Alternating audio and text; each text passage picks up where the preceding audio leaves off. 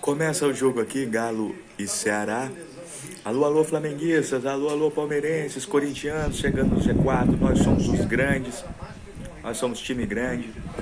Pode desligar o secador que hoje não vai funcionar. 3-1 Galo é o meu placar. O jogo começou truncado.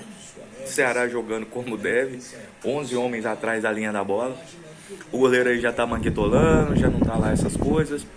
Eu tenho certeza que nós vamos conseguir a vitória e depois é secar o Mengaço com todo respeito. Ligar o ventilador no 320.